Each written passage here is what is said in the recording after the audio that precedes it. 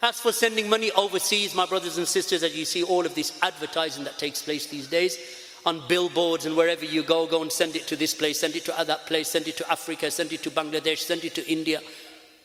All of that is not from the Sunnah of Allah's Messenger sallallahu alaihi wasallam. Shaikh Ibn Uthaimin rahimahullah ta'ala has very strong speech against this. He said that was not the practice of the Prophet sallallahu alaihi wasallam, to send his money to Yemen or send his money to outlying villages where there are poor people and tell them to sacrifice there and eat from the meat there. He would never do that, alayhi salatu wassalam.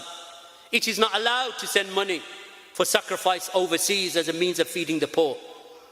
People send their money to sacrifice to poor countries where the meat is distributed. This behavior is because of their ignorance of what the Sharia intends and their ignorance of the Sharia rulings.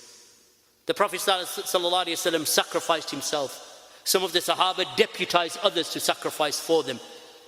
So this conduct whereby you send your bank details and you send a certain amount of money and they're going to sacrifice in some place in Africa or Bangladesh or the Far East or wherever else, then that is not from the Sunnah. So avoid it and perform the sacrifice in your communities and eat from the meat and share the meat between your families and your relatives and the poor. This is a distinguishing sign of Islam in the months of Dhul Hijjah. The sacrifice and the slaughter of the animal is an act of nearness to Allah. If the money is sent overseas, you can't eat from the sacrifice. You've missed one of the great benefits of the sacrifice. And eating from the meat is something enjoined in the book of Allah, established in the Sunnah of the Prophet ﷺ and his family and his companions.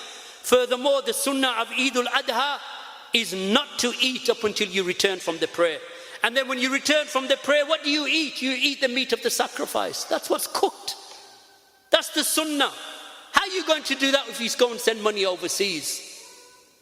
Therefore, by sending it overseas, you have removed a great distinguishing sign of the Sunnah on the day of Eid in this land that you live in.